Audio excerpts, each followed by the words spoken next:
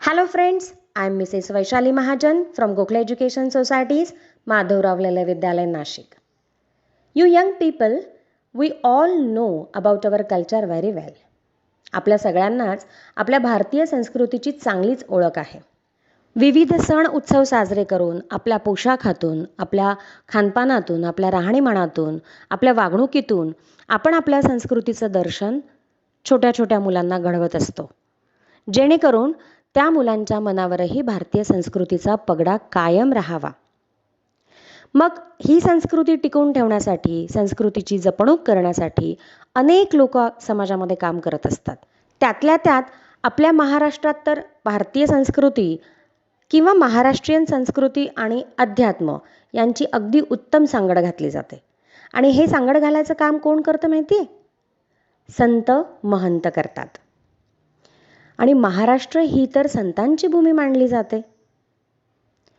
आपल्या महाराष्ट्रामध्ये खूप वेगवेगळे संत होऊन गेले आणि या संतांनी त्यांनी लिहिलेल्या अभंगातून, ओव्यांमधून, श्लोकांमधून, भजनातून, कीर्तनातून, पोवाडांमधून भारतीय संस्कृतीची जपणूक करण्यासाठी चांगले चांगले उपदेश लोकांना केलेले आहेत.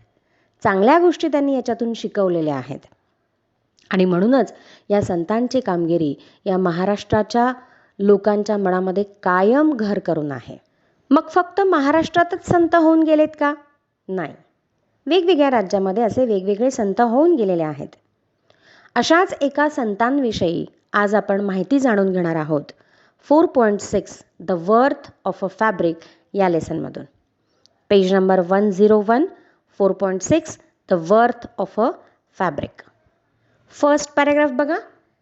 Thiruvalluvar was a great Tamil संत poet who lived more than 2000 years ago.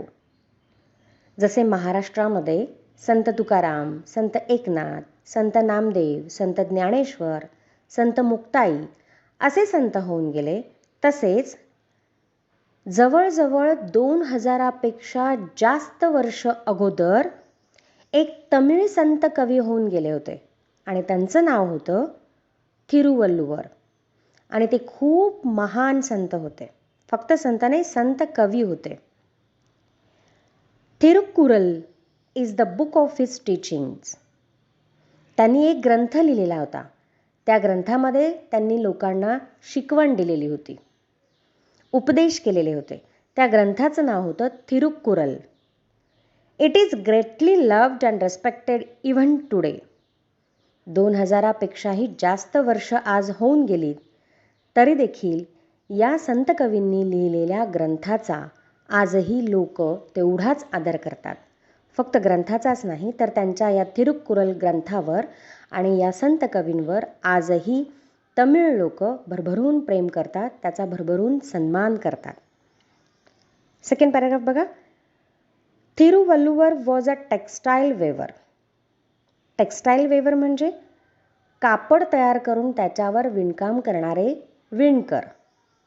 Thiruvalluvar हे कापड विणकर होते. He wove beautiful fabrics and saris and sold them in the market. ते खूप छान छान कपडे विणायचे, साड्या विणायचे आणि बाजारात नेऊन ते विकायचे. ते स्वतः काम करत होते Thiruvalluvar. People sed that he never got angry, never used bad words, never shouted at anyone. हीच तर विशेषता असते संत महात्म्यांची. लोक असं म्हणत होते की थिरुवल्लुवर यांना कधीच राग येत नव्हता. ते कधीच कोणाला रागवत नव्हते. कधीच वाईट शब्दांचा, शिव्यांचा वापर ते करत नव्हते. एवढंच नाही, कधीच ते दुसऱ्यावर ओरडतही नव्हते. पुढचा पॅराग्राफ बघा. In the same town there lived a rich young man. त्याच शहरामध्ये किंवा त्याच नगरामध्ये तिथे एक तरुण माणूस राहत होता. एक तरुण मुलगा राहत होता. He wasted most of his time roaming around with his friends. आणि तो दिवसभरातला बराचसा वेळ त्याच्या मित्रांबरोबर इकडे तिकडे फक्त भटकत होता आणि आपला वेळ वाया घालवत होता. They often made fun of the other people. आणि नेहमीच ही तरुण मंडळी गावातील इतर लोकांची चेष्टा करायचे, टिंगल करायचे, टवाळकी करायचे. नेक्स्ट पॅराग्राफ बघा. I don't believe what people say about this Valluvar, said the young man one day. एके दिवशी हा तरुण त्याच्या मित्रांना म्हणाला की लोक हे जे काही वल्लूवरबद्दल बोलतायत ना, त्यावर काही माझा विश्वास नाही आहे. बघा फ्रेंड्स, हा तरुण थिरुवल्लुवर यांच्याबद्दल अगदी उद्धटपणे बोलत होता. त्यांना तो बिलकुल रिस्पेक्ट देत नव्हता. काय म्हणतोय तो तरुण पुढे? I am sure I can make him angry. आणि मला खात्री आहे मी असं काहीतरी करेन की माझ्या या कृत्यामुळे वल्लूवर याला राग येईल. Come on, let's have some fun today. चला, आज आपण वल्लूवरची थोडीशी चेष्टा करूयात, असा एकेरी उल्लेख करून तो त्याच्या मित्रांबरोबर निघून गेला. पुढचा पॅराग्राफ बघा. So the arrogant young man approached Thiruvalluvar in the market and picked up a beautiful piece of fabric. Arrogant म्हणजे अतिशय उद्धट, घमेंडी, गर्विष्ठ. आणि हा गर्विष्ठ, घमेंडी असा तरुण बाजारामध्ये थिरुवल्लुवर आपले कपडे घेऊन जिथे बसलेले होते तिथे त्यांच्याजवळ तो गेला आणि त्या कापडांमधला एक अतिशय सुंदर कापड त्या तरुणाने उचलला. आणि काय विचारलं थिरुवल्लुवर यांना? How much does this whole fabric cost, he asked. त्या तरुणाने विचारलं की या संपूर्ण कापडाची किंमत किती आहे? थिरुवल्लुवर यांनी शांतपणे उत्तर दिलं. काय? 8 coins. The Sant named the price. संतांनी किंमत सांगितली. ते म्हणाले की या कापडाची किंमत आहे 8 नाणी. आता जसं रुपये किंवा पैसे हे आपलं चलन आहे, तसं पूर्वीच्या काळी भारताचं चलन हे नाणी असं होतं. पुढे बघा. The young man unfolded the fabric and tore it into 2. त्या तरुणाने त्या कापडाची घडी उलगडली, तो कपडा मोकळा केला आणि तो 2 तुकड्यांमध्ये फाडून त्याचे 2 तुकडे केले. परत तो थिरुवल्लुवर यांना प्रश्न विचारतोय. काय प्रश्न विचारतो? What's the price of this piece now? आता यातल्या एका तुकड्याची किंमत किती आहे? 4 coins. द संत आन्सर्ड पोलाइटली. थिरुवल्लुवर या संत कवींनी अतिशय नम्रपणे उत्तर दिलं. या कापडाची किंमत आहे 4 नाणी. आता इथे एखादा सामान्य माणूस असता तर त्याला नक्कीच राग आला असता. आपल्याच दुकानातलं एक कापड घेऊन त्याचे 2 तुकडे करून समोरचा व्यक्ती आपल्याला त्याची किंमत विचारतोय, त्याचा आपल्याला राग आला असता. आपण संतापलो असतो, भडकलो असतो, भांडण झालं असतं, हो की नाही? पण थिरुवल्लुवर यांना अजिबात राग नाही आला. हीच तर खासियत असते या संतांची. त्यांच्या रागावर आणि त्यांच्या मनावर खूप कंट्रोल असतो, नियंत्रण असतं आणि तशीच त्यांची वागणूक पण असते. पुढे बघा. The youth was taken aback. Taken aback म्हणजे अवाक झाला. तो तरुण अवाक झाला. त्याला आश्चर्य वाटलं. अरे, हा कपडा आपण फाडला तरी त्यांना राग नाही आला. Why doesn't the man get angry, he thought. तो मनातल्या मनात विचार करायला लागला की का बरं या माणसाला राग नाही आला. He then tore the half pieces into half again. आणि मग तो दरवेळी प्रत्येक तुकड्याचे 2-2 तुकडे करून तो कापड किंवा तो कपडा फाडायला लागला. अँड नाव, आणि आता याची किंमत किती असं विचारायला लागला. 2 coins was the answer. Thiruvalluvar यांनी उत्तर दिलं. आता त्या कापडाची किंमत आहे 2 नाणी. Now it was the young man who became impatient and agitated. आता मात्र तो तरुण खूप उतावळा झाला, अधीर झाला, हैराण झाला. अरे, आपण एवढे तुकडे केले कापडाचे तरी पण या व्यक्तीला राग नाही आला. ती व्यक्ती दरवेळेला त्या कापडाची किंवा त्या तुकड्याची किंमतच सांगतेय. He tore the pieces into half again and again, saying and now what's the price नाव.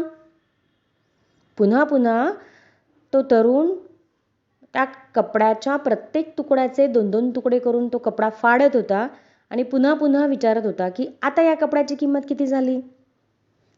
पुढे बघा. Thiruvalluvar calmly went on reducing the price to half every time.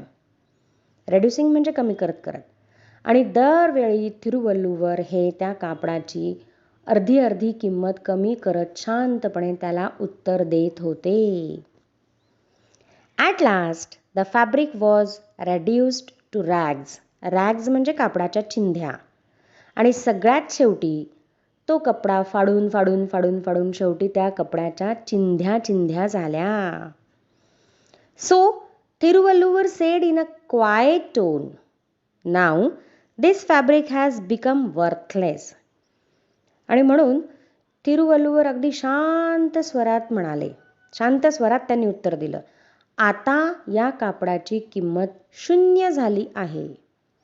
I will not name any price for these rags. आणि या चिंध्यांसाठी मी आता कोणतीही किंमत तुला सांगू शकत नाही. पुढचा पॅरेग्राफ बघा. The young man did not know what to say. आता त्या तरुणाला कळेना की आपण आता नेमकं काय म्हणावं, काय बोलावं. But he was proud of his riches. पण त्याला त्याच्या श्रीमंतीचा खूप गर्व होता. So he offered to pay 8 coins to the संत. आणि म्हणून त्या कापडाची जी किंमत होती 8 नाणी, ते 8 नाणी त्याने त्या संतांना देऊ केले. For the first time Thiruvalluvar smiled but he refused to take the money.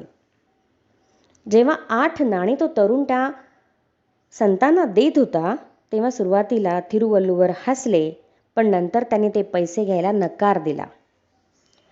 Young man, now this fabric is of no use. अरे मित्रा, आता या कपड्याचा काहीही उपयोग नाही आहे. It has become worthless. त्या कपड्याची किंमत 0 झाली आहे. वाय? का 0 झाली आहे? Because no one will be able to wear it now. कारण आता हा कपडा कोणीच परिधान करू शकत नाही, कोणीच घालू शकत नाही, कोणीच वापरू शकत नाही. त्यामुळे त्या कपड्याची किंमत आता 0 झाली आहे. लास्ट पॅराग्राफ बघा. Do you know the fabric was not made in a day. Thiruvalluvar त्या तरुणाला पुढे म्हणतायत की मित्रा, तुला माहिती आहे का रे, हा कपडा एका दिवसात नाही तयार होत. Many people have toiled to make it. खूप साऱ्या लोकांनी हा कपडा तयार करण्यासाठी कष्ट घेतलेले आहेत. The farmer who grew cotton in his field worked hard for months through sun and rain. अगोदर शेतकऱ्याने त्याच्या शेतामध्ये कापूस पिकवला आणि हा कापूस पिकवण्यासाठी उन्हातानात पावसापाण्यात हा शेतकरी काही महिने कष्ट करतो, काबाड कष्ट करतो, श्रम घेतो. He picked cotton from each boll and gave it for spinning. त्यानंतर कापसाच्या रोपाला जी बोंड आलेली असतात त्या प्रत्येक बोंडातून तो कापूस वेचला जातो आणि तो कापूस शेतकऱ्याकडून सूत कताईसाठी पाठवला जातो, स्पिनिंगसाठी पाठवला जातो, हातमागावर सूत कातण्यासाठी पाठवला जातो. Then someone else carded the cotton and spun it into long uniform threads. त्यानंतर मात्र कोणीतरी तो कापूस पिंजतं. कार्डेड म्हणजे कापूस पिंजणे. कापूस पिंजणे म्हणजे काय? कापसामध्ये कापसाची बी असते सरकी, ती बाजूला करणे आणि कापूस अगदी मोकळा मोकळा करणे. तो कापूस पिंजला जातो आणि मग त्यापासून लांब लचक एकसारखे धागे तयार केले जातात. सूत कातून त्याचे धागे तयार केले जातात. The threads were dyed carefully so that they look on these lovely colours. त्यानंतर तयार केलेले हे धागे अगदी काळजीपूर्वक रंगवले जातात की जेणेकरून ते अतिशय सुंदर आणि रंगीबेरंगी दिसतील. My wife and I wove the threads together, putting in beautiful designs. माझ्या पत्नीने आणि मी हे तयार केलेले लांबलचक आणि एकसारखे धागे एकत्र विणले आणि त्याच्यावर सुंदर अशी डिझाईन तयार केली. We thought someday someone will like this fabric, will be happy to wear it. आम्ही असा विचार केला होता, कधीतरी कोणीतरी येईल, त्याला हा कपडा आवडेल आणि मग तो कपडा घेऊन तो घालेल, परिधान करेल आणि तो खुश होईल, हॅपी होईल. असा आम्ही विचार केला ते कापड विणताना. पेज नंबर 103 वर बघा. Then all our work would have been rewarded. आणि जेव्हा एखादा माणूस आम्ही तयार केलेला कपडा घालतो, त्याच्या चेहऱ्यावर तो आनंद दिसतो, तेच आमच्या कामाचं बक्षीस असतं. When you destroyed the fabric, you destroyed all the love and labor that went into its making. आणि जेव्हा तुमच्यासारखी लोक कपड्याचा नाश करतात, कपडा फाडतात, तो खराब करतात, तेव्हा तो कपडा नाही फक्त खराब होत, तर तो कपडा तयार करण्यासाठी ज्या ज्या लोकांनी मेहनत घेतलेली असते, श्रम घेतलेले असतात, तो कपडा तयार करताना ज्या प्रेमाने त्यांनी हे सगळं काम केलेलं असतं, त्यांचं ते प्रेम, त्यांचे ते श्रम तुम्ही डिस्ट्रॉय करता. त्यांच्या श्रमाचा आणि त्यांच्या प्रेमाचा तुम्ही अपमान करता. मनी कॅनॉट ब्रिंग इट बॅक. आणि तो कपडा खराब झाल्यानंतर किंवा फाडल्यानंतर तुम्ही त्या कापडाची किंमत जरी दिली ना, तरी त्या किमतीने या कष्टकरी लोकांचे कष्ट आणि त्यांचं प्रेम नाही तुम्ही परत देऊ शकत. Next paragraph.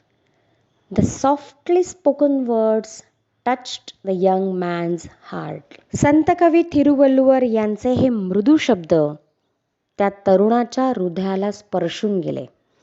त्याच्या मनाला ते शब्द लागले. Now he was really ashamed of himself. आता मात्र तो त्याच्या कृत्यामुळे खूप शरमला होता किंवा त्याला स्वतःच्या कृत्याची खूप लाज वाटत होती. Next. And do you know, Thiruvalluvar went on to say, I can weave another fabric like this, but our life is also like this fabric. Thiruvalluvar त्या तरुणाला आणखीन सांगतच होते. काय सांगत होते? मित्रा, तुला आणखीन माहिती आहे का? मी असाच कपडा पुन्हा विणू शकतो. याच कपड्यासारखा कपडा मी पुन्हा विणू शकतो. पण आपलं आयुष्यसुद्धा या कपड्यासारखं आहे बरं का.